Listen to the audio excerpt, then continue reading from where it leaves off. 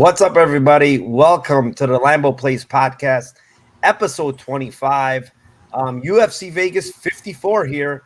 I am joined by my co-host, Timothy Troiano. How you doing, Tim? What's up, brother? I'm doing well, man. How are you? Not bad. Are you ready for this card? I am. This is going to be a greasy one. We got 11 fights, so it'll be shorter, but there's some very volatile fights. There is some volatile spots here. We're going to jump right into that lake and not try to drown here. But with that being said, I do want to thank Thrive Fantasy here for giving me this opportunity to partner up with them. And, Thrive Fantasy it's a prop-up type of thing. It's a daily fantasy sports and esports app for player props, which is what we play here. All we do on this show is basically give you big long shot props. And with Thrive Fantasy, basically you choose 5 out of the 10 player props. You build your lineup similar to a fantasy, but you basically choose the over or the under on the specific prop that they give you, and then you're going to be assigned a fantasy value whether you take the over or under. They also have over 10,000 in prizes weekly for the UFC. And you guys can just go, you can click on the link below in the description, or just use promo code NARCO, and you will get 100% instant first match deposit bonus. And you will also get 2 free tickets for a $20 fantasy game. So with that being said, we will move on and bring in our guests here. My first guest will be the DFS guru, John Kelly, my friend. What's up, John? Thank you for being here. Are you ready for this UFC Vegas card? I am, yeah. I appreciate you having me on, Narco. Always a good time to talk fights with you and Tim. And we got my boy Liam coming on as well, so I'm sure we're going to be dishing out some winners here. Hopefully somebody can buy a Lambo after Saturday, but we'll see. Yeah, man. Thank you for being here. It's always a fun time having you guys on. And without further ado, I am going to bring in the MMA betting prodigy, the youngster here. Liam, what's up? Thank you for joining us. Are you ready for this card? Absolutely, my man. I'm ready. I'm happy to be here. And I just got out of jiu-jitsu. Got a lot of that, energy out. I've been off the mats for a little while, so super excited to be back. I feel great. And just, man, I feel blessed. So excited to be here, happy to get back to work. And I think I have some spots for this card and hopeful that they come through for me, because Bellator was snake bit today. So right back to the grind for the good guys. That's it, man. That's all we could do. Head down and keep grinding, right? So, yeah, I mean, let me go over to chat real quick. Shout out them New York Rangers. That's the other thing I wanted to say. I was definitely watching that in the shower. Celebrate that. No quit in New York. Sorry about all that, right. boys. It's all right. It's all right. You could shout out your New York team. But let me go over to chat. It's Papa Chuck here. He's the first guy in here. Thank you for being here, buddy. Mushroom, as usual, is in the house. We have Daz. We have my buddy Tajik in the house. We got the imposter, Sean Orr. I don't know if that's the real guy, but, we do have a Sean Orr in here. William Tyner, El Basa Numbo. Who else we got in here? Gordon Clark. Joey's in here. Look who's in here. It's the Mole is in here. Don't say that, Mole. Everybody's welcome in here. Piaggio is in here. And that's about it. Oh, we have one more. That is my wife is in here. Probably my son watching me. And Diana Belbita. I don't know if that's the real Diana Belbita, but it is Diana Belbita. Moving on, we will start with the first fight of the night. It is Nick Maximov versus Andre Petroski. Tim, kick us off here. All right, so this is a weird, I couldn't believe the line when I saw it at first, but I had to put a little sprinkle on it just in case. I think my Maximov by sub round 2-3 is a good look.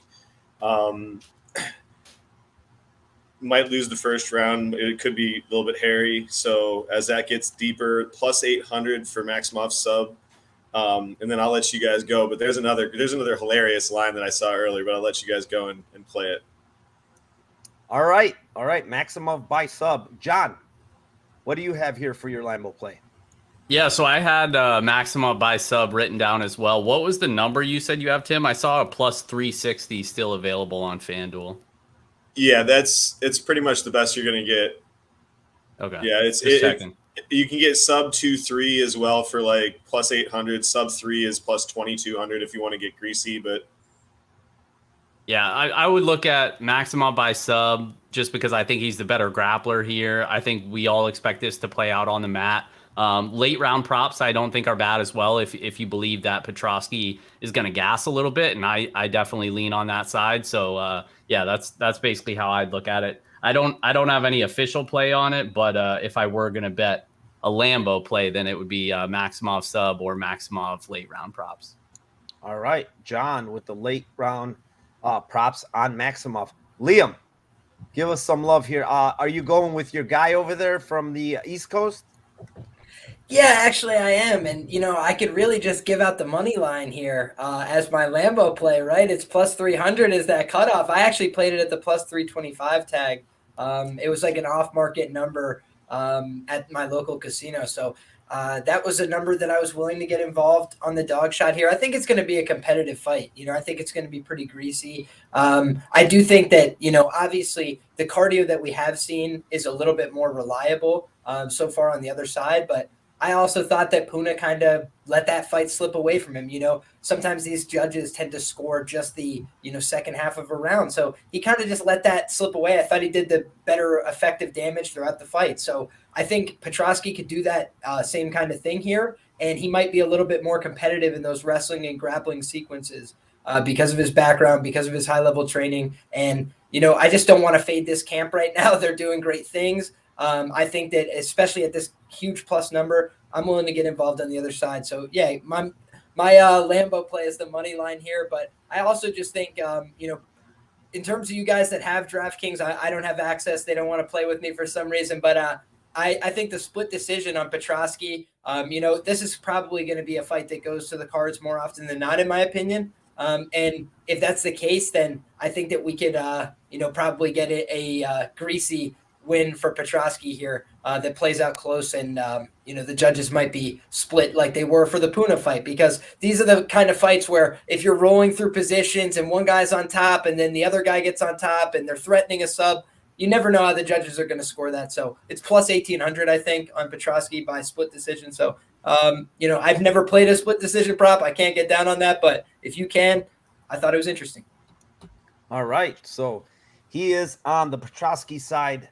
I'm on the opposite side. I agree with you. It's going to be competitive, but I think it's only going to be competitive for about 7.5 minutes.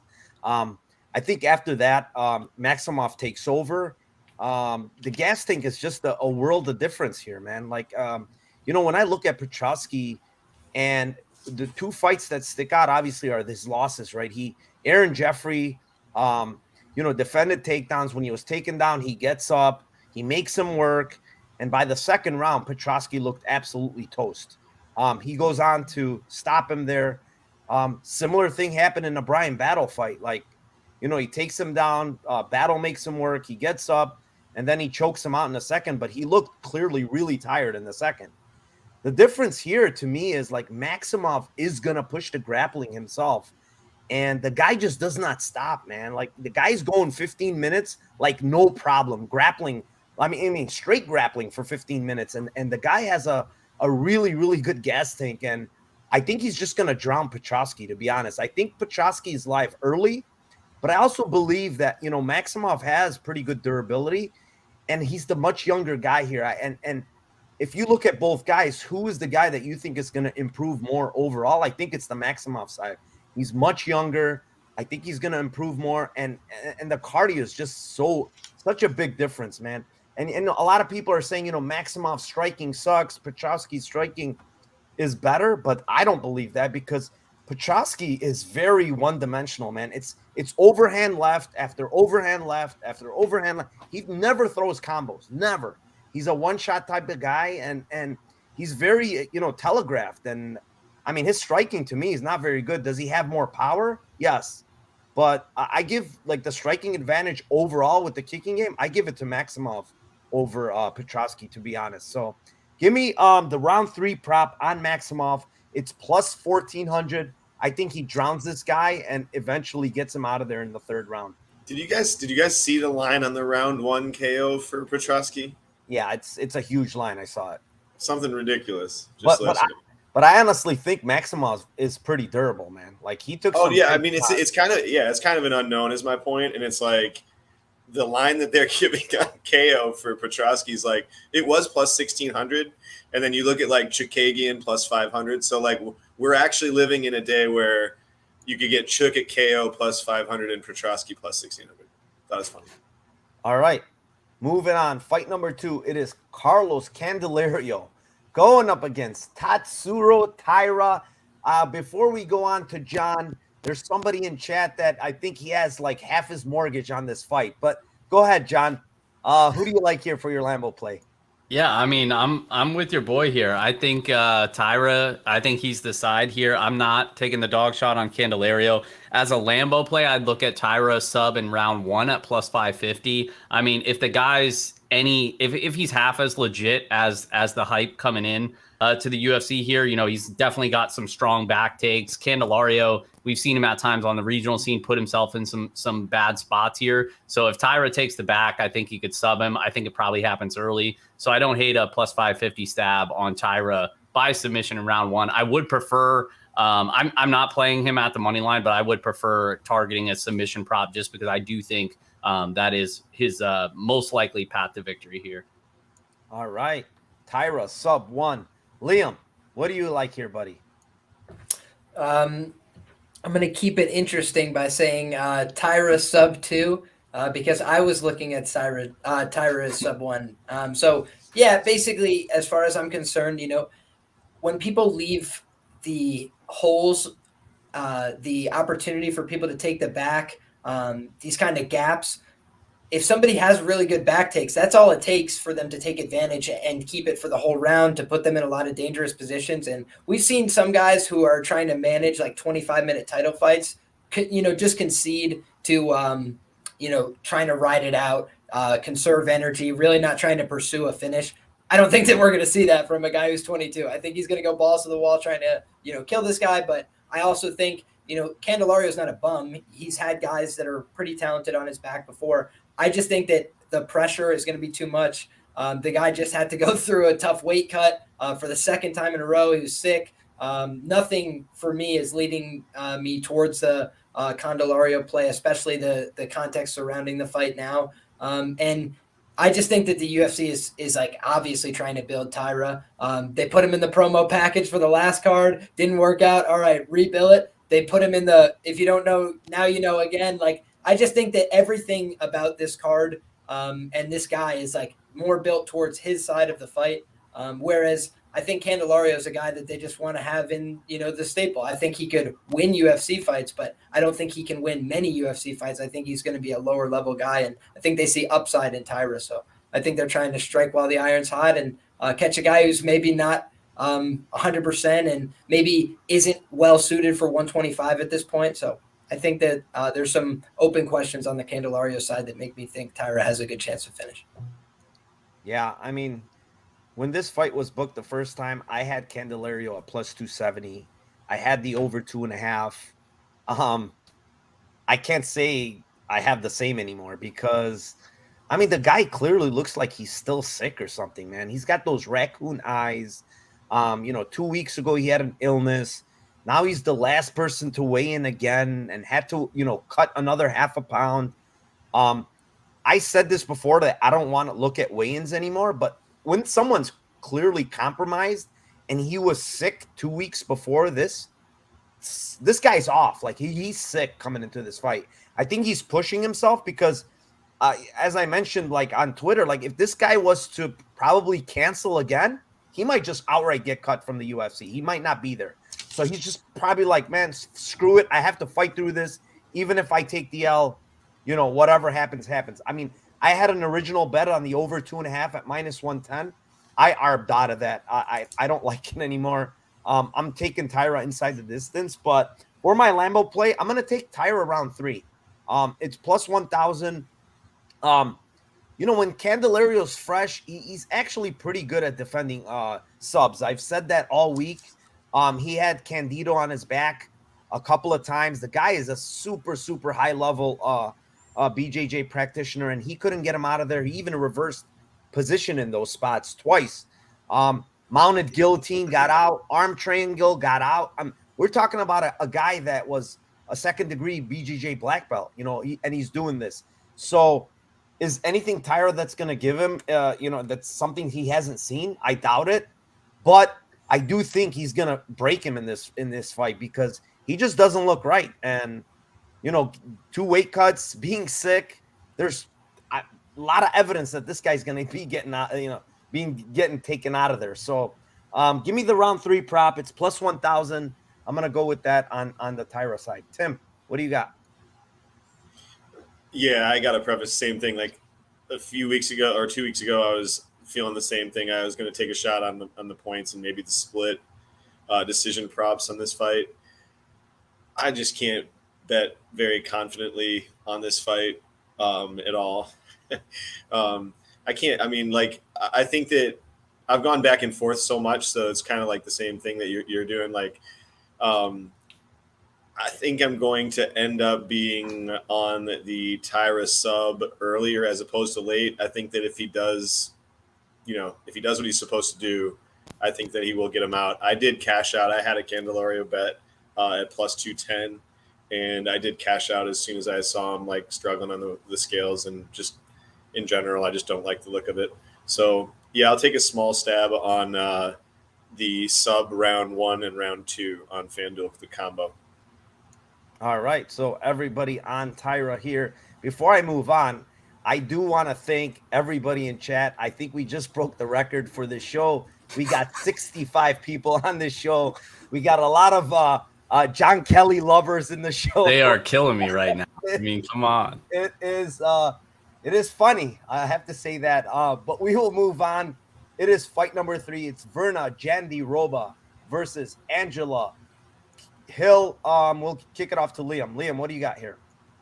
Yeah, I'll try and keep this one short and sweet. I think that Verna Jandiroba is just a different level of grappler than somebody like Angela Hill. I think that Angela Hill has, benefited at times from fighting people that are a little bit more, commensurate with the skill level of like just general women's MMA fights. Whereas I think that Verna's a specialist. I think that really what she excels at is fighting on the ground. And I think her striking's coming along a little bit. She's shown a little bit of improvements there. I'm not saying it's great, but I think that she's like committed to throwing strikes, getting into the pocket with people, and then trying to take them down from there. And I think if she does that here, she's going to get takedowns. In the Ashley Yoder fight, Angela Hill literally threw a knee that took herself down. Like I had a bet on Yoder that I knew was hopeless early on because she wasn't attempting takedowns, and Angela took herself down. So I was like, I mean, if that's the case, like, I just can't bet on you to not get taken down by somebody like Verna. And I think if Verna gets on top, it could be step 1, step 2, step 3, and it's over. The best of Brazilian Jiu-Jitsu. So that's what I'm hoping for, expecting here. I think plus 350 on Verna inside the distance. Very interesting. So that's what I like. All right. Liam, on the Verna side, man, I had trouble finding a Lambo play. I mean, I looked at the inside the distance prop on Verna, but I can't really give that out in good faith when I have a bet on Angela Hill at plus 172. I like the Angela Hill side. Like, I think the stand-up is bigly in her favor. Yes, the ground game, Verna is much, much better down there, but her wrestling is not very good. Her striking is awful, if you ask me. I mean, it's very bad. I mean, Amanda Ribas had her hurt really bad in the 3rd round.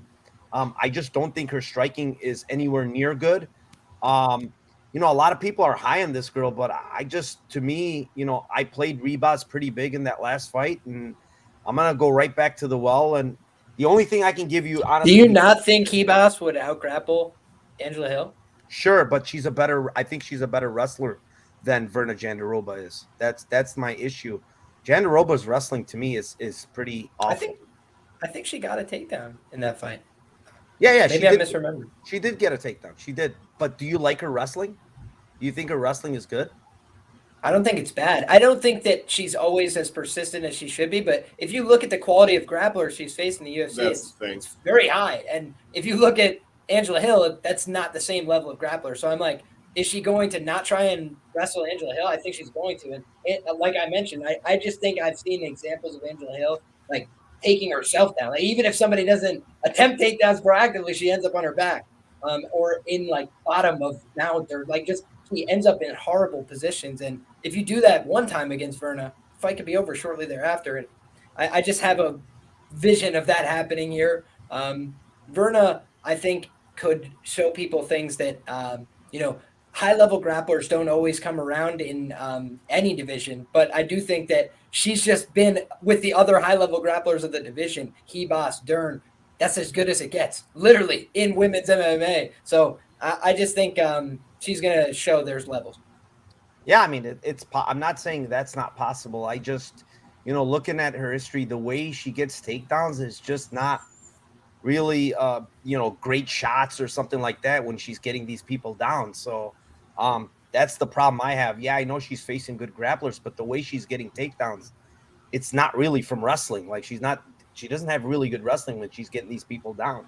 So, yeah, I mean, I agree with you. If this fight gets to the ground, it's her world. But when you get outstruck by Mackenzie Dern, that's a problem. I mean, because Mackenzie Dern is not that good of a striker, and what's she supposed to do in that fight? Take her down? Like but Mackenzie's the best at jiu-jitsu, so it's just but that's not my point. I'm saying just the stand up. I'm saying that's how bad of a striker she is. But she's tiny, so she's like she's not built to strike. Like if she was out there trying to be a striker, I would not be betting on her. For sure. Yeah. So I mean, I like the Hillside here. That's my play. I have plus 172. I really can't give you the decision prop because it's like 30 points more. Like that's stupid. Don't play the decision prop. So I really don't have a Lambo play. It's Hill money line plus 172. Tim, what do you got? Yeah, I mean, I think you're pretty much either on the point side or the sub side here. I don't see Verna / Rob Schneider winning minutes here, like on the feet or doing anything like that. I kind of lean with Liam because of a couple different reasons. Because number one, like if Hill was a really powerful striker, then it might, shy her away from coming in so hard and actually clinching harder. If you're in a bigger octagon, I would also think that she'd have a better chance to move her feet. I think that factors in as well. And I think it just could get dirty and Rob Schneider could take the punches to get close. And then next thing you know, she gets her down and it's just, it's over at that point. I don't think it takes any more than one, really, honestly. I think that it could only take one takedown. It's one of those situations like Dern where if they get they could be losing 12 minutes and then they get it to just slip on a banana peel and then they get a sub. So you could be winning until you're losing at this point. So yeah, I kind of lean on the Verna side sub plus 275. I do think it's a little earlier, but I'm not going to get greasy with it. So sub 275 is good by me. All right, sub 275 for Tim. John, what do you have here? Yeah, so I'm on the Jandiroba side as well. She's currently my biggest play of the week. I backed her at the money line at minus 150. Basically, I would play the sub now. FanDuel had a plus 350, which was a stupid number. It's now down to plus 270. But I think for a Lambo play, I'd be looking at Jandiroba's submission in round 1 at plus 600. I basically side with Liam. I think Jandiroba's wrestling is good enough in this division. I know she didn't land a takedown in that Murata fight, but Murata is like an Olympic level wrestler or former Olympic wrestler. She was able to out-grapple her clearly in that fight. You mentioned the Mackenzie Dern fight, took down Amanda Ribas as well, looked good in round 1 before she gassed out. I think the takedowns will be there for her, and we've seen it time and time again with Angela Hill. Like, I like Angela Hill. The volume's there, the striking's there. But I just don't think she's going to be able to stuff the takedown. She was able to stuff a bunch of the Michelle Watterson, those weak judo attempt takedowns, but I don't think she's going to be able to stop takedowns from Jandiroba. And I think when she gets it to the mat, Jandiroba is much more dangerous than some of the grapplers that were able to have success against Angela Hill, like when Randa Marcos subbed her in the first round. Like, I think Jandiroba is much more dangerous on the mat than Marcos. So I think if she gets the takedown early, I think Hill could be in some trouble. So I didn't play anything on the submission props for Jandiroba just because I am pretty big on the money line. So I felt like that was enough exposure for this fight for me. All right. What percentage do you see the decision happening for her, John? Like, if it goes to decision, what percentage do I see Jandiroba winning? I mean, that's the thing. I'm hoping it doesn't go to decision, just because I could see if Jandiroba's gas tank did not look good against Amanda Hebos, like if that happens here, Angela Hill, we know, has a history of coming on late and making things pretty close. So I wouldn't feel great, honestly, if it goes a full 15. But the upside with Jandiroba is she may just need a takedown, because I'm not sure that Angela Hill is going to be able to get back up with the top pressure that Jandiroba does have, plus the submission threat as well. So, yeah, I mean, I'm hoping it doesn't go the full 15, but to answer your question, I'd probably favor her slightly over Angela Hill in a decision, but I would expect it to be close. All right, so I am on the hill by myself. Moving on, it is fight number 4, Michael Johnson versus Alan Patrick. I can kick this one off. My Lambo play here is Patrick by submission plus 850. I know the guy doesn't really have any submissions on his ledger, but he is the much better grappler here. If he gets this fight to the ground, I think Michael Johnson might be in a little bit of trouble.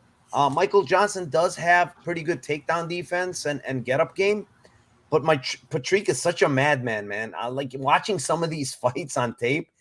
I mean, he took an absolute shellacking from Mason Jones before the eye poke. Scott Holtzman probably put his head through the canvas with those elbows before knocking him out. So the guy has been taking a beating of late, but Michael Johnson, man, like so one-dimensional. I know he's got very good striking, but what happens when this fight gets sloppy and Alan Patrick gets him down to the ground? I think it's going to be Alan Patrick's world, and that subline is plus 850 is a little bit too wide for my liking. So I'm going to take that Patrick sub plus 850. Tim, what do you got? I don't want to bet on this fight, but I got it all, man. Don't bet on this fight. Like, it's plus 300. I guess I'm going to take a shot because I have to, because we're on the show. But all right, let's do. Oh God, am I going to bet on Michael Johnson? I'm going to bet on Michael Johnson. I'm going to do it. He should win. KO, plus 300. Think that maybe Patrick quits a little bit. This is a shit fight. It's a 1-800-gambler fight. Don't put your money on this fight. It sucks. Except for like some of these degen shots that you want to take. Don't put any real money in this fight. All right, Michael Johnson KO. John, what do you have here for your Lambo play? Yeah, so I'll give Timmy a little pushback here. I say you do bet this fight, and you bet it the same way that Narco bet it. I got half a unit on Patrick by sub at plus 850. Oof. I think the line's absolutely stupid against a guy like Michael Johnson. He's been subbed 9 times in his career, 17 losses, 9 of them by submission. And it's not just that he's been subbed so many times. It's the complete variety of ways he's been subbed. He's been ankle locked. He's been heel hooked, Kimura, triangle, rear naked. The dude literally has been submitted any type of way that you can be submitted. And historically speaking, this is a guy that we just can't trust. Like, he pulls a stunt in just about every single one of his fights. He's on a 4-fight losing streak. Like, I expect him to beat Clay Guida. I didn't even think that was going to be really all that close. And he wasn't able to even beat Clay Guida. I think Patrick is going to be much more. Patrick isn't as likely to get takedowns like Guida is, but if he gets the takedowns, I think he's much more dangerous. So I think plus 850 is a stupid line. And you got the Charles Oliveira narrative coming off a big win. He's boys with Patrick, they're training partners as well. So plus 850, I mean, I think that's absolutely stupid. So half a unit Patrick's going to ship it for the boys. And if Liam goes on this, I'm going to make a bet, and I will make a bet, John. You guys might talk me into this. So Liam's got to make the 3 against me. I'm not afraid to say I was wrong, and I'll go on. On a shit fight like this, I'll do that. So Liam, am I going to have to make a bet here or what?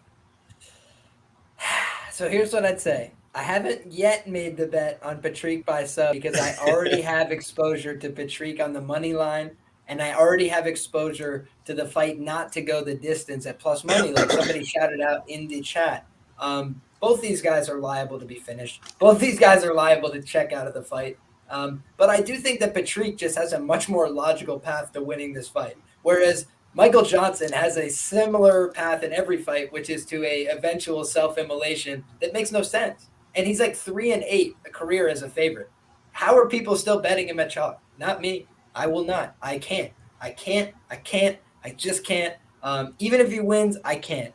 Because I'm not going to lay out extra money on a guy who has so many times just banana peeled. And Clay Guida is a winnable fight. Like, people wanted to fade Clay Guida, but not enough with Claudio Puelles, right? It's like, I can't see it, man. I can't see it on the Johnson side. I like Patrick inside the distance here. I also think his chin's a little bit suspect at this point, Michael Johnson.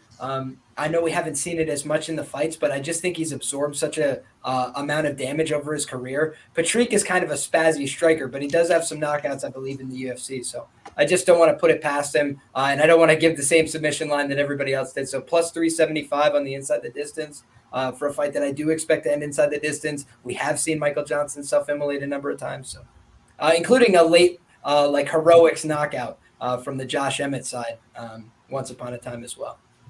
All right. Liam on the Patrick side as well, inside the distance. I do like that fight doesn't go to decision. I hadn't bet it yet.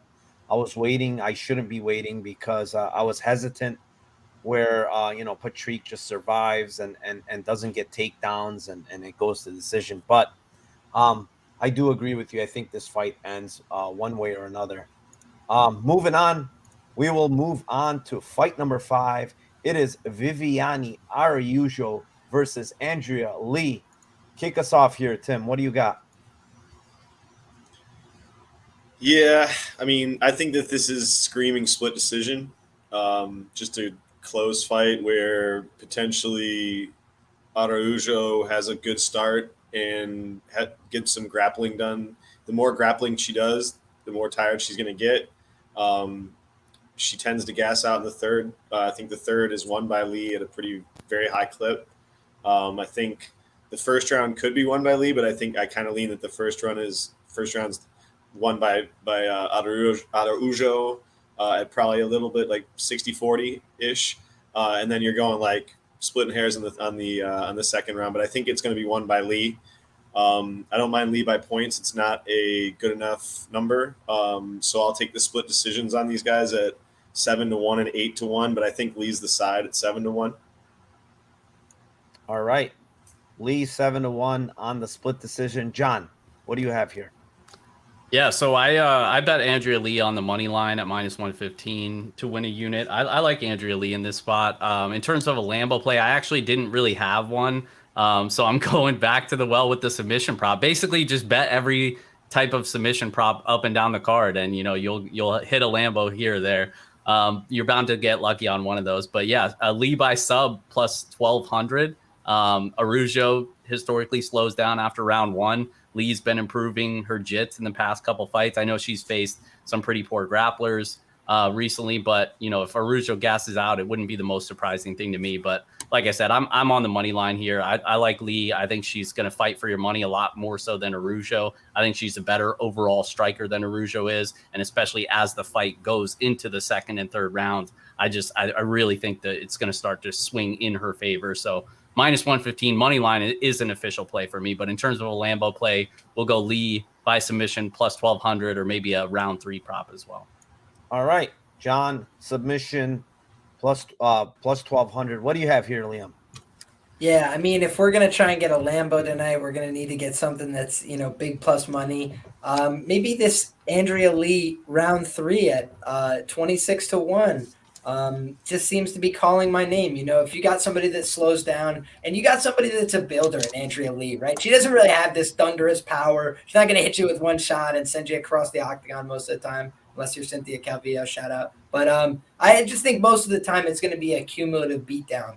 Something like that. And especially if you start to slow down, that could be the times when somebody, even if they don't get knocked out, even if they don't go down, they just can't answer to the punches. I'm not suggesting that happens here at a tremendous clip, but I think when you're looking for value on a fight, I think somebody that slows down at a high rate and in a division where there's not a ton of finishes, that's where you can maybe find a mispriced opportunity. I think maybe this happens a little bit more often than the odds suggest.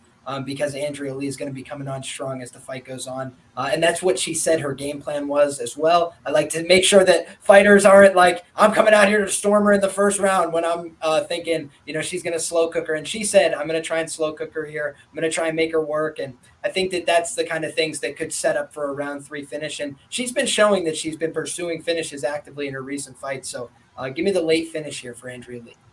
And that's exactly why I like round 3, because of late, man, she's been showing that she wants the finishes, man. And she's going up against a girl that freaking slows down. And Andrea Lee throws a ton of volume. You watch these fights, like she's constantly pushing the pace.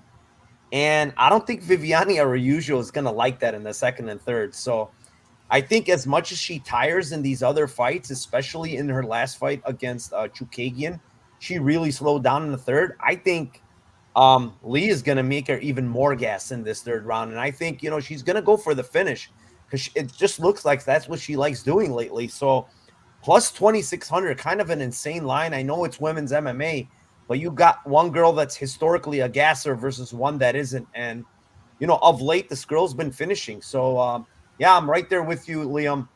Plus 2,600. I already played that. I like it. I mean, it's not a high probability, but it doesn't have to be at plus 2,600. So, yeah, moving on. Fight number 6, it is Jake Hadley versus Alan Nascimento.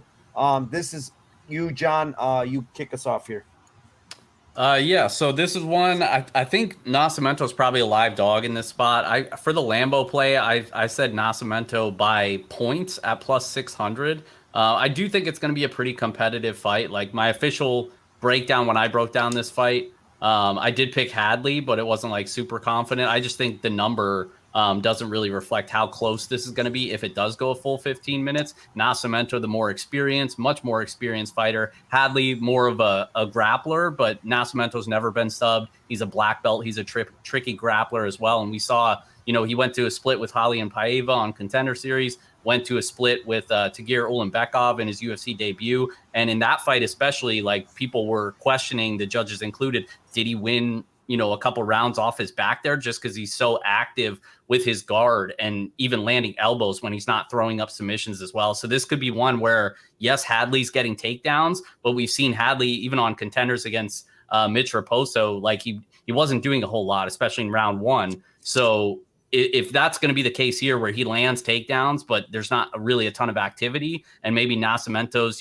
throwing up a couple subs, landing some dirty elbows, I could see it being a spot where it goes to decision and maybe you get the plus 600 to come home. So Nascimento by points would be the way that I would play it, because I kind of don't think either of them get submitted here, because I do think they're both pretty competent on the mat. All right. Plus 600 points on Nascimento for John. Liam, what do you got over here? Oh, man, this is the one where I really felt like, I'd kind of be forcing a play. I think that this is kind of an appropriately priced fight, unfortunately. Nascimento is a guy I like, and I think that he could make this a tricky fight. Maybe he could expose this guy. It wouldn't ultimately stun me, but I also think that when you have somebody that concedes to playing bottom against somebody that's going to try and get on top, it makes me think that optically it's hard to overcome. Melissa Gatto, I backed like a week or two back, and I felt like that was a very winnable fight for her. But even some of those, tendencies, just that willingness to attack something, go to your back to look for something, it could just be so costly in MMA. And Nascimento's done it a few times. It's not something he's looking to change about his game. So I do think that submission is kind of going to be his ticket here.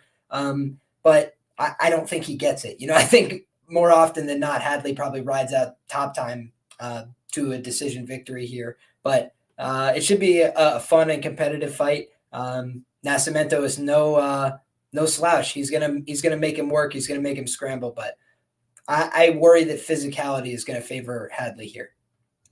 All right. Yeah, I'm on the opposite side. I kind of like the Nascimento side here, honestly. Plus 188. The guy has fought very good opposition.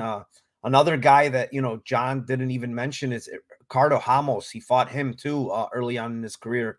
So the guy has fought really good competition. Never been stopped. So I don't see Hadley stopping him here. I do like this fight to go to decision. I have a bet on that. And I do have a bet on Nascimento. But Nascimento's split decision is plus 2,000. I think just a tad bit wide here, man. He's going to make it close. This guy, Liam makes a good point that, yeah, he does like to play from bottom. But, man, a lot of times he's using some of these submissions to kind of get up or reverse because he did it even in the Ulambeka fight. He went for heel hooks. He went for all types of submissions. I mean, you name it. The one thing, I could see, Hadley getting on top, but he's just not going to make it comfortable for him. And that's just one thing Nascimento does. He's constantly hunting for submissions. In the stand-up, I like Hadley. Like, overall, he's a good fighter. Has some nice kicks. And the other thing is, I think Nascimento is going to be able to land some body kicks here. He's got a pretty good kicking game. It's southpaw versus orthodox, so the body's kind of open there. So, yeah, give me Nascimento's split decision. It's plus 2,000. I think this fight's going to actually play pretty close. So, I wouldn't mind taking a shot on that. Tim, what do you got? Muted. You're on mute, buddy. You've been talking to yourself. Sorry about that, guys. Rookie mistake.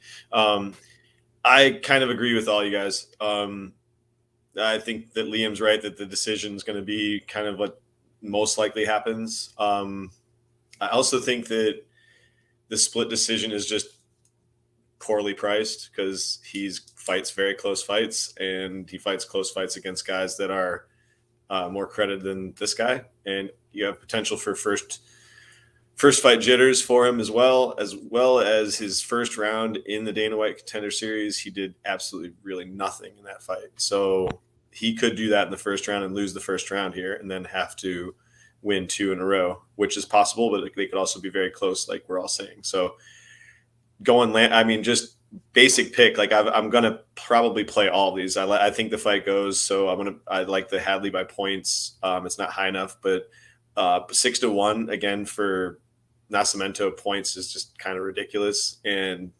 20-1 for his split is also ridiculous to me. So those would be my Lambos. All right, Tim has 15 Lambos he's playing. He loves covering his bases, so that's the only fight I'll do this. Yeah. Moving on, it is fight number 7. It is Frank Camacho versus Manuel Torres. Liam, kick us off here. Yeah, this is a fight that I don't have as strong a read as the market does. And there's definitely a lot of respect on the Frank Camacho side, which I understand because he probably does have grappling upside here. But I think that you've kind of hit the nail on the head a lot this week, Mike, when talking about this fight. And it really just comes down to the fact that I think Frank might be a little shot. I think he might be a little bit shop worn, and I worry about him being able to take the shots coming back at him from Manuel Torres. This is a guy I bet by knockout in the plus 600 range. That number is much reduced for the fights that we're getting this weekend. So you'd really have to pick, a kind of round prop, or you'd have to get creative here. So I think that in terms of like value on the fight, people are going to shout about the Camacho by sub at 10-1. And I do think that makes a bunch of sense. I think that is a good way for him to win this fight. I wouldn't necessarily put it past him to KO the young man, but I don't think that that's as high percentage. So I think that when you're looking for the prop there on the Camacho side, it is the submission prop. And then I think if you're looking to go on the other side, you're probably looking for a round one prop. I'm trying to find the price here. It's kind of gross pricing. It's like plus 380. Torres knockout in round one plus 600. Not so bad. Yeah, I mean, I'm right there with you. I'll give out the Camacho sub prop at plus 1,000 because I think it has value. But man, like I'm telling you right now, like I've been around a lot of boxers, right? This guy in his interview is very, very slow to answering questions. It's like not processing well. And it's like the way it's coming out of his mouth is very, very slow. I don't like what I see, to be honest. I think, someone else mentioned another thing that kind of like makes it even more of a reason why he's like this, right? A lot of someone else said on Spaces is this guy did not show up to jiu-jitsu class, did not show up to boxing classes or whatever. What he did show up to is sparring all the time. You know what happens when you spar all the time in boxing? I'm just talking on a boxing aspect because you're getting hit in sparring, even in MMA. Like you get more punchy, man. It's not good to spar a lot in boxing. It's just not a good thing. And now this guy, after, getting knocked out the way he has been, and, Justin James knocked him out pretty bad. He just doesn't look the same of late. The head kick he ate was pretty bad from Jeff Neal. And the one thing that I see from Manuel Torres that he does really, really well is his kicking game. It's his head kicks. It's the kicks up the middle. He's very long. I think Camacho's in trouble, but I'm going to give out a Camacho sub plus 1,000. But I love the first round KO prop also on Manuel Torres. Tim, what do you got here? Sub for Camacho. Just go for maybe he changes. I agree with you that his shin could be shot, and let's just assume that he's going to do something he hasn't done in a long while.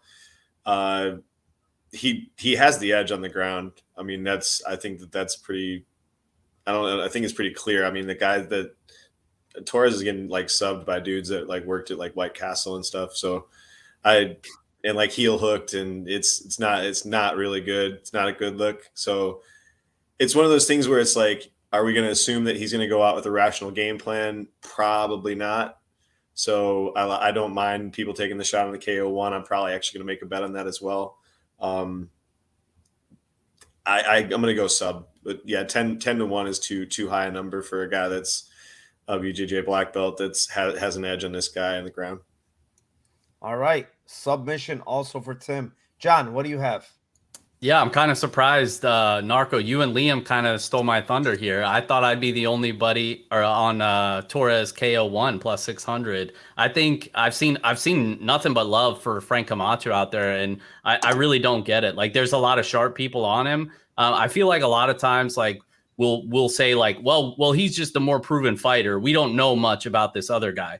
Well, that's not really a reason to be backing the fighter that just because you know more about him. We also know his durability is probably shot, like you guys alluded to. He's been knocked out 5 times in his career, 4 of which came in the first round, including his last fight against Justin James, who, let's be honest, puts on exciting fights, but the dude is not UFC level. And now he's facing a guy who's pretty front-loaded, has only been to the 3rd round once in his entire career. So we know he's going to start fast. He's going to come at him early. He can do that same thing that Justin James did and just swarm him early and get him out of there. I wouldn't be surprised at all. So yeah, I'll lean with the younger guy who, I don't think he's like very good, but I mean, I think it's a high variance fight. I'm going to trust the guy who's younger and got better durability at this stage in his career. So I'll say Torres KO1 plus 600 for the Lambo play.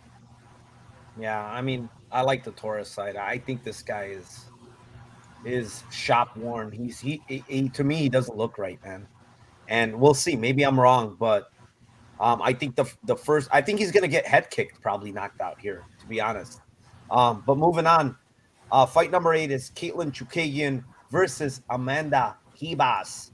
I will kick this one off. At first, when I was breaking down this fight, I'm like, Ribas is moving up in weight. She's going to be much smaller. You know, I was kind of like iffy about why she's moving up, and Chookagian was going to be so much bigger. But like you look at the weigh-ins and the face-offs, like she's not much bigger than her. If you know, maybe an inch or two at most. But when you look at Tapology and you see, you know, Chookagian 5'9" and this girl 5'3", like what the hell are they looking at? Because there's no way there's a 6-inch height advantage there when you look at their face-offs. They're pretty close in height.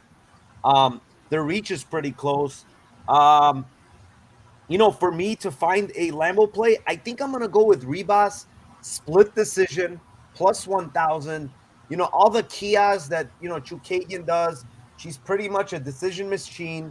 I think Ribas keeps this close. Ribas has, you know, I have a money line play on her. I think she has a very good chance of winning this fight. I think she's the better grappler here. You know, the striking game is not great, but you know, I think she can maybe land a takedown or two here and steal a round or two. So give me the Ribas split decision. It's plus 1,000. Tim, what do you got? I think this will be the only chance in my life to ever go for this Lambo with a Chookagian fight. So I'm going to have to take my shot while it's there. I got a layup. Chookagian with Chookagian KO and Chookagian KO 3 is, you know, when have you ever said the words, I want to bet on Chookagian by KO at plus 500? But Ribas is shown to be really, really chinny and not take shots from people. Now she's going up in weight, which is just not a good, I mean, usually it's not a good way to go. And she's doing it against somebody that's going to volume her up on the feet, most likely. If she doesn't get the takedowns, I think she's in trouble here. And I don't know if the takedowns will be super easy to get. So yeah, give me a shot. I think the points are where it happens, but Chookagian KO 3, 2,800 KOs plus 500. Why not? All right. I think actually someone was mentioning how the weight cuts were really rough for her at 115. So I think this might help her chin, to be honest. Like the weight cuts are, if they're really bad, they can hamper your chin. So, John, what do you have here for your Lambo play? Yeah, so for starters, I'll say Amanda Ribas is for sure taller than 5'3". I was at her last fight in Fight Island at Abu Dhabi. Funny story. I took a super early flight from the country I was in to Abu Dhabi there. So I checked in my hotel. I crushed a quick nap. I was there with a buddy. We were going to crush a quick nap and then meet up in the lobby. And walking down into the lobby, it was, it was Saturday morning, local. So it was like Sunday morning for you guys, or however that time difference was. And I literally, no sleep, just woke up, didn't shower or anything. As soon as I come out of the elevator, there's fucking Amanda Ribas and her head coach right in the lobby of the W Hotel there on Fight Island. And I'm a huge Amanda Ribas fan, and I didn't know what to say. It's fight day, so I don't want to stop and fangirl it up and ask for a photo. So I was just like, Amanda, good luck tonight. And she was like, oh, thank you. And gave me a smile or whatever. But she's definitely taller than 5'3", and super, super nice. Big fan. But yeah, so I'll say Ribas by submission plus 750.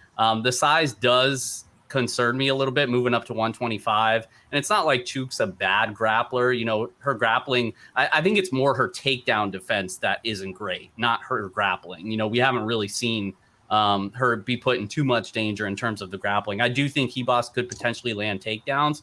Plus 750 is a pretty big number for somebody that I think is more dangerous than what Chookagian has faced in the past. You know, when Ribas took that, was it the 2-year USADA suspension prior to making her UFC debut? All she did was train her grappling. She's a highly credentialed black belt in Brazilian Jiu-Jitsu. I think if she lands takedowns, she could have an opportunity here. So plus 750 is a pretty big number. So I'll use that as my Lambo play. All right, Ribas submission plus 750. Liam, what do you got here for us?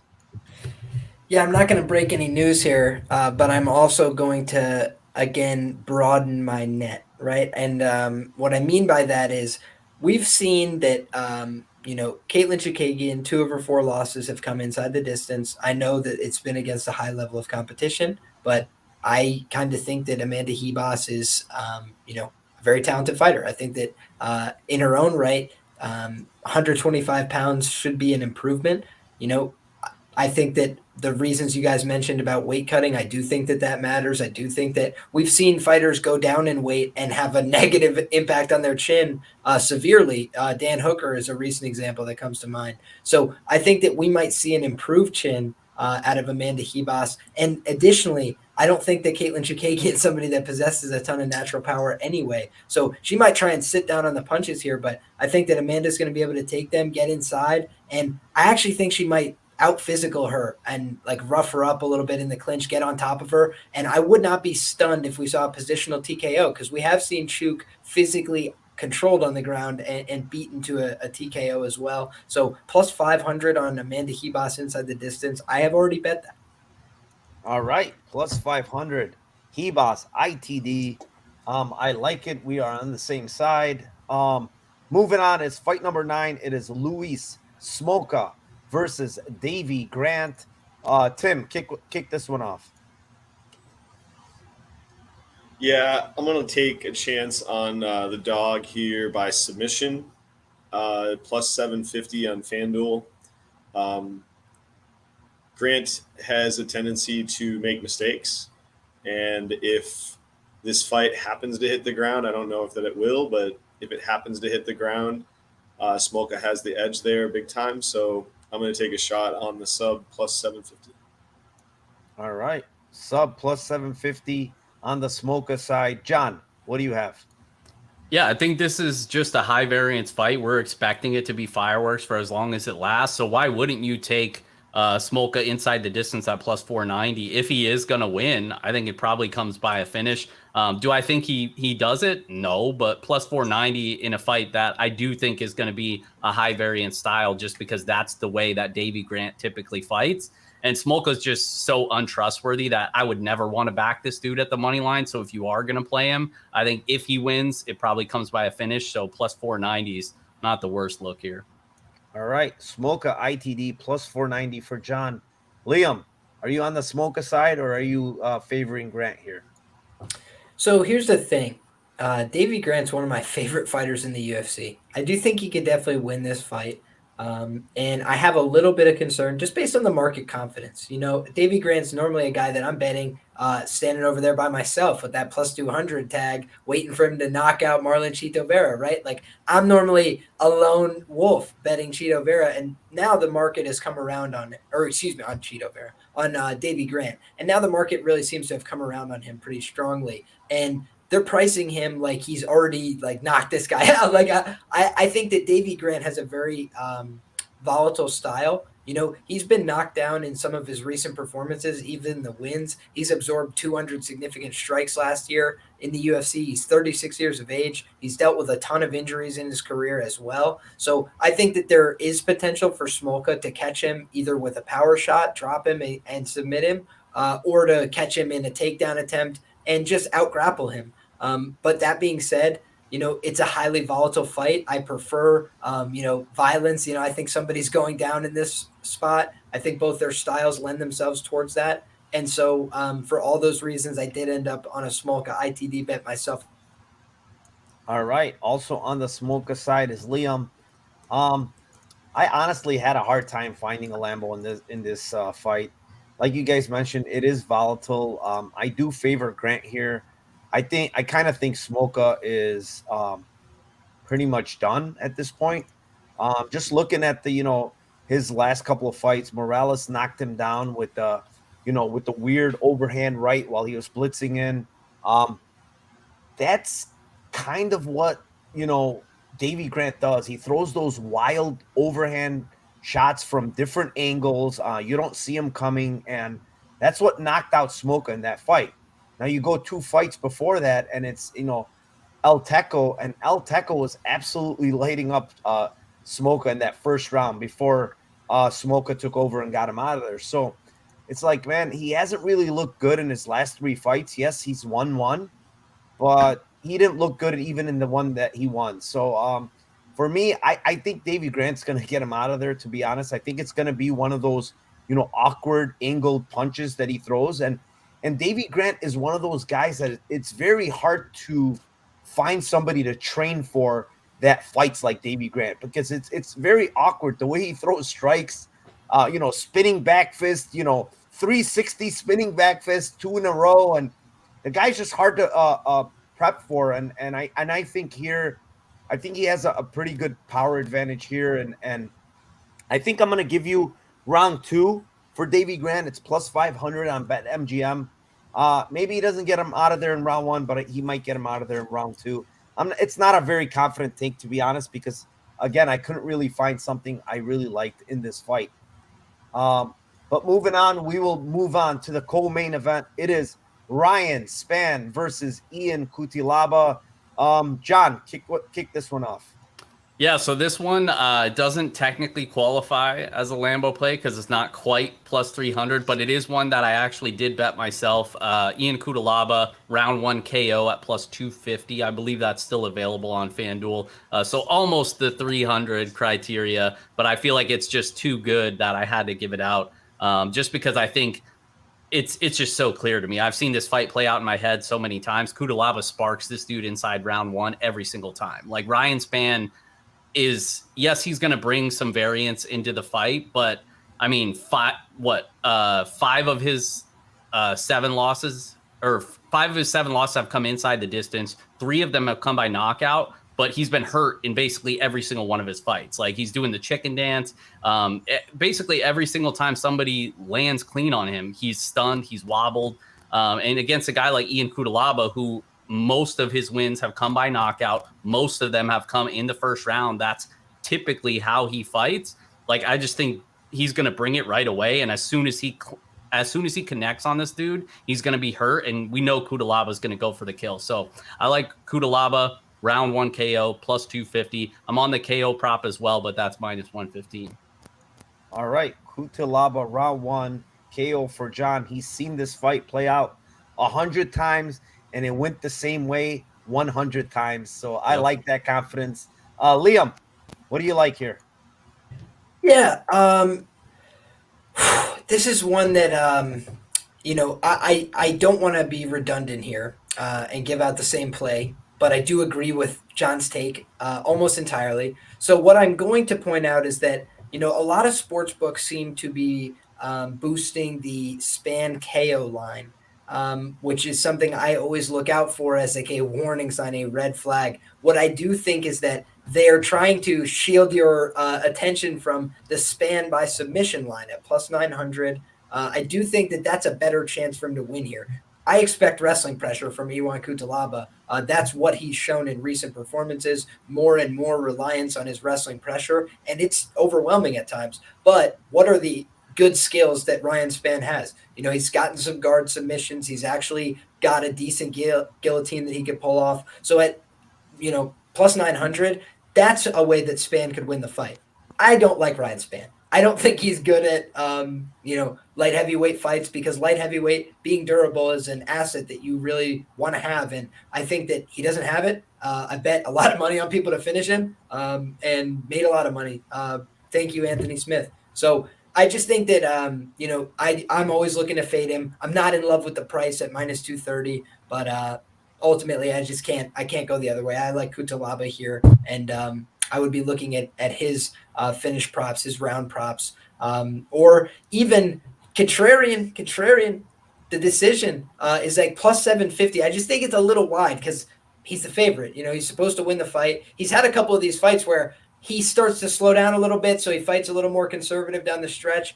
I do think Spann finds a way out more often than not, but he's had a couple fights where he got rocked, stayed in there, and the other guy was a little tired, so he let him off the hook. That could definitely happen here, and Kutilaba just lays on him for the last 5 minutes. So that's all I'm going to say is to differentiate maybe that Kutilaba decision line, which is extremely wide for such a big favorite. Yeah. That's exactly my Lambo play here. Kutilaba decision plus 750. I could see a scenario where, somehow Spann survives or even like Liam mentioned, Spann maybe rocks Kutilaba and Kutilaba shoots for a takedown and then just kind of lays there while he recovers. Time starts, going off the clock and he wins some kind of decision. I mean, he absolutely murdered Clark last fight. I mean, he made Clark lose teeth. I mean, you name it, and somehow Clark survived. Like, if that happens here, I don't know if Spann is surviving that, to be honest. I think Clark is a bit tougher than Spann. But, you know, the one before I even say anything, I have to give this out to everybody. If you have BetMGM, including everybody on this panel, please go bet Kutilaba most takedowns. It's minus 350. It's juiced, but that's just the line that it should be in the thousands because you're never going to lose that bet. Most takedowns in this fight. Kutilaba will get the most takedowns in this fight 100 out of 100 times. If anything, you're going to push, but I'm going to give you that line. I max bet it. It's minus 350. I think it's a great bet, but yeah, I mean, I'm going to give you that Kutilaba decision. It's plus 750. Ryan Spann has stupid fight IQ, man. Like, this guy has lost by elbows to the head 3 different fucking times in fights, getting knocked out like that. Did it 2 different times in the Johnny Walker fight. He didn't even learn the first time when he got rocked really bad. He went to the same position and got knocked out the next time. So, like, the guy has stupid fight IQ. There's no way I will ever back this guy in any fight. It doesn't matter what the numbers are. So, Tim, what do you like here? Yeah, Kutilaba round 1 plus 250. If you want to hedge on it, plus 500 round 2. I'm going to play both of those pretty big. Like you're saying on the points though, it's like if you play those big, you should also I would also hedge potentially on the points because it's a good enough line that you could at least break even. I don't see Spann winning a decision here. So yeah, give me the shot on the KO 1 at plus 250. Yeah, I mean the minute winner here should definitely be Kutilaba. So yeah, I mean you're kind of he's either going to knock him out or you know, one of them is going to stop the other, or the winner by points is going to be Kutilaba here. But with that being said, I want to thank everybody in chat before I move on to the main event. Thank you very much. We're still rocking with 63 people in here, 66 as I speak. Thank you very much to each and every one of you. Please, guys, I ask you for one thing only. Please hit that like. Please subscribe to my channel. Tell your friends, family, whoever. It helps support the channel, and it goes a long way for me. Also, for that promo code, if you do want to play on Thrive Fantasy, please use my promo code or hit the link below, and you can get a 100% match bonus for your first deposit. With that being said, we will move on. It is the main event. It is Jan Blachowicz versus Alexander Rakic. Liam, you got your Rangers hat on. I think you're going to give us something special here. Go ahead. You can kick this one off. Oh, my goodness. Now, no pressure, right? I think that as far as I'm concerned, man, this is a fight that I've just had a hard time getting a very confident read on. And the reason I say that is because, you know, I was starting to get, you know, my underdog gears turning. I was starting to get all ready to ride with my boy Blachowicz here. He's a very proven underdog, extremely undervalued betting commodity over the course of his career. And, you know, last fight was obviously a sell point. He was very highly valued by the market. He was a big favorite. Now he's back to being that underdog here. Pretty significant tag against somebody that I've been betting in his recent fights, but I haven't altogether been very impressed as I'm sitting back with my tickets going, well, at least he put a stamp on it. Like, no, he's leaving the fights well within the margins. I do think that we're going to see a motivated Jan Blachowicz here. You know, he kind of had a really embarrassing loss. You know, just any fighter that I've ever met, you know, doesn't really like to sit on things like that. They like to get that back out of their system. I think of Marc-Andre Barrio, had that really embarrassing knockout loss, first of his career, wanted to get right back in there. We were all scared for him. Hey, don't do this. Like, you know, take some time off. And no, he was ready to go, beat the shit out of that guy, and made him pay. You know, that's what you do. You take a beating and you make the next guy pay. And I think that there's a chance that Blachowicz does that here. So for that reason, you know, some Blachowicz inside the distance is somewhat interesting to me in the spot. I haven't gotten to a play on it personally, but that would be the way that I would look to target this, because I do think that Rakic is unproven over 5 rounds. I think that it's a question mark how he's going to respond to somebody who can hit him back hard and counter his kicking game like Jan Blachowicz, I expect will be able to. So, all the injury concerns aside, that was what I was going to go with here. But because I have those injury concerns, I haven't actually gotten to market with a pick here. Yeah, I mean, I'm right there with you. The injury concerns are bad because I've said it all week. Like, I have the same injury. I've had this injury for a long time.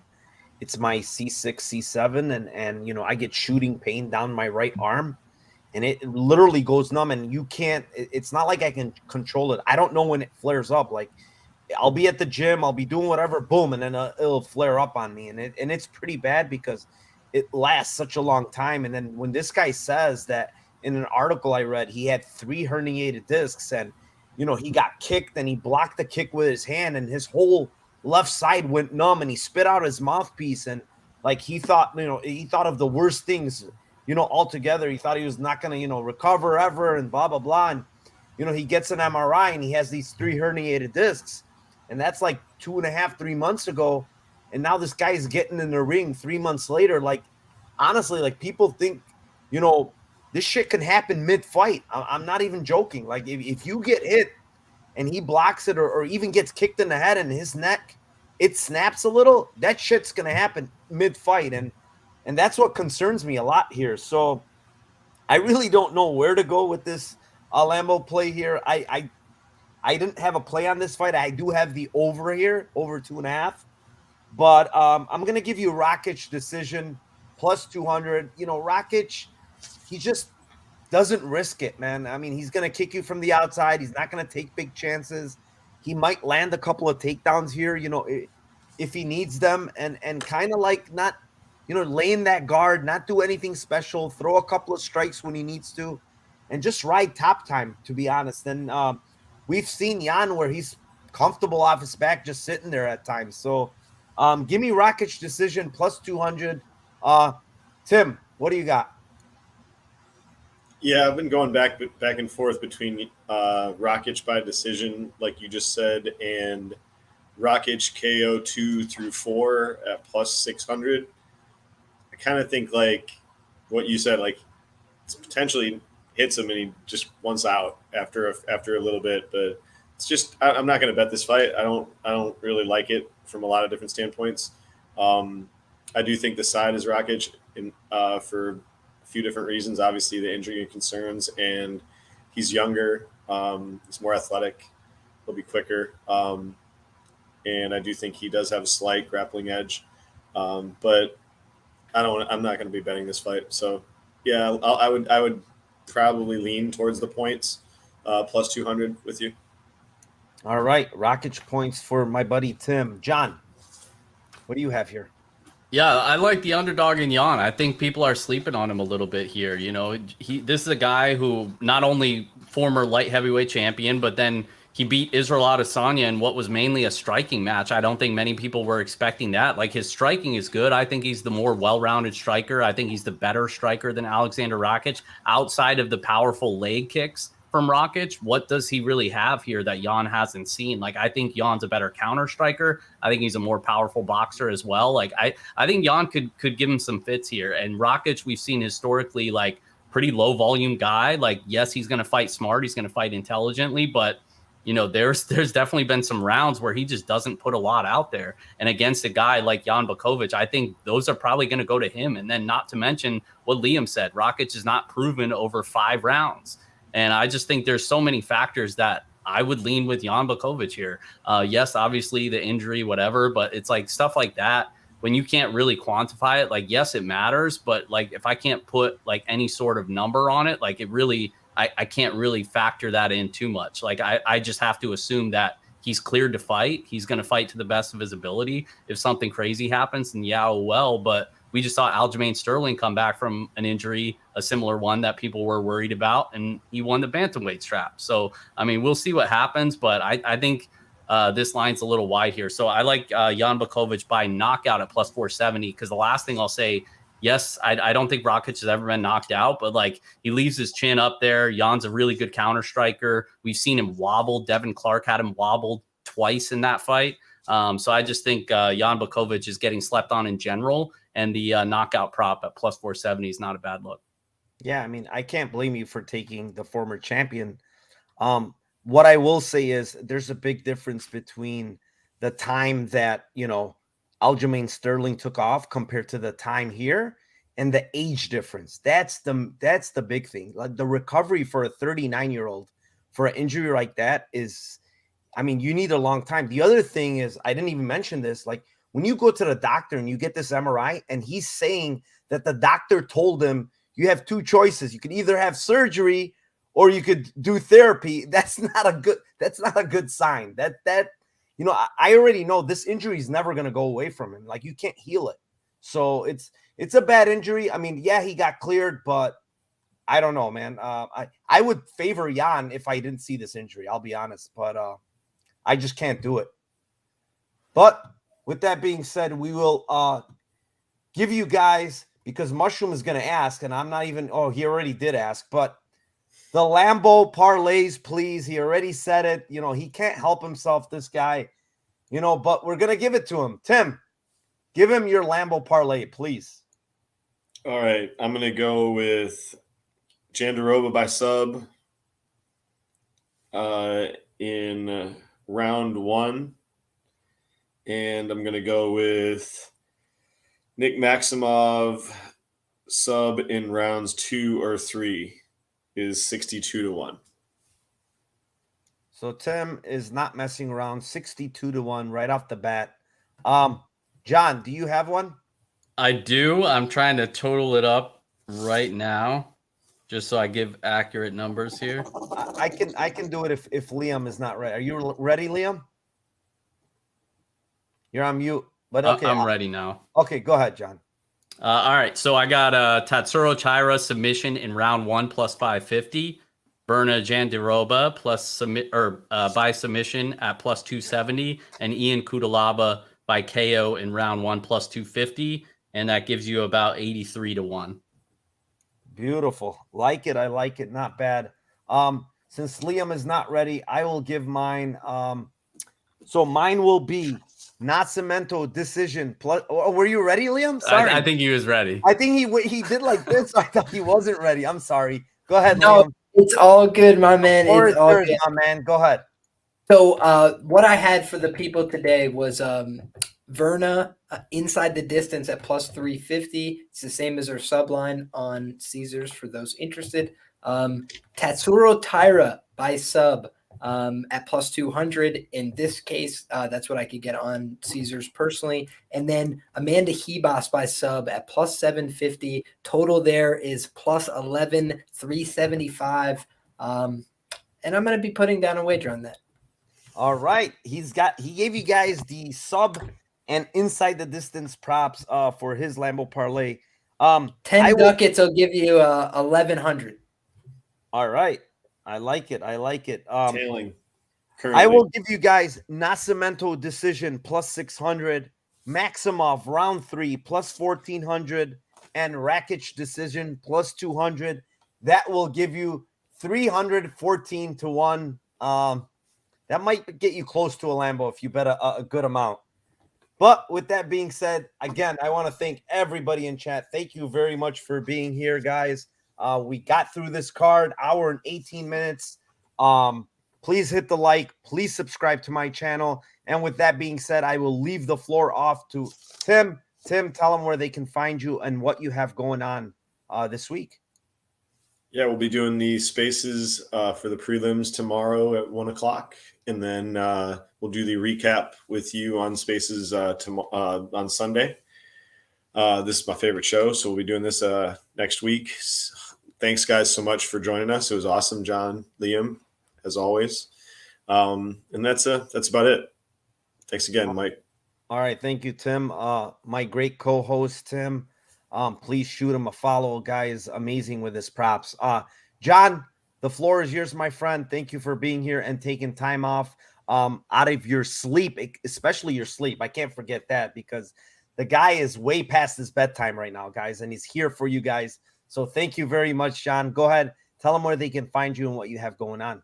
Yeah, when you get to be my age, 31, it's these late Friday nights get a little rough. The early Saturday mornings come a little earlier when you have a 1-year-old upstairs. So appreciate you having me on though, Narco and Tim. Great show. I try and tune in every week when I'm not fast asleep. And always fun to have Liam on here as well. You guys can follow me on Twitter at Jon Kelly DFS. Check out my YouTube at Jon Kelly DFS. I do breakdowns for DraftKings and betting as well. Try to keep it a couple minutes for each fight. So I did all 11 fights in under 20 minutes. Check that out on my channel. I'll do my best bets roundtable stream on YouTube tomorrow at noon. And you'll see a lot of familiar faces on there as well. But yeah, it was a fun time, guys. Thanks again for having me on, and best of luck, everybody. All right. Thanks again, Jon, very much. Follow Jon. Please go to his YouTube channel, subscribe. Great guy, great content. Thank you very much, Jon. And last but not least, Liam, tell them where they can find you, what you have going on. I know you write about 10 articles and, you go to jiu-jitsu training 5 times a day, but I know you're a busy guy, but go ahead and tell them. Oh, I am not as productive as you make me sound, but I do appreciate the kind words. You can find me on scoresandodds.com. I produce picks there. I also do written work that's free for people. So if you guys are looking for a main event preview, I will have one on there by tomorrow morning. So that is something to look forward to. Also, you can find me on my own YouTube channel, Liam Picks Fights. You can find me everywhere at Liam Picks Fights. Appreciate all the support. It's always a pleasure to come on this show. It's the funnest show in the MMA betting space. So it's always a pleasure, Mike, and happy to come back anytime. Thank you very much, Liam, for the kind words. Thank you for being here per usual. You're always stepping up. Thank you very much, sir. And for me, guys, we have spaces that we do the recap on Sunday at 12 p.m., me and Tim. We also have our live space tomorrow, me and John Martian. We do it together. Great live space. We've been getting over 100 people each week. Been hitting a lot of live bets. So it's been a great time there. And also every Friday, as per usual, it's the Lambo Plays podcast, 9 p.m. And I'm looking forward to the Dana White's Contender Series because we have some lineups coming up. So I can't wait for that.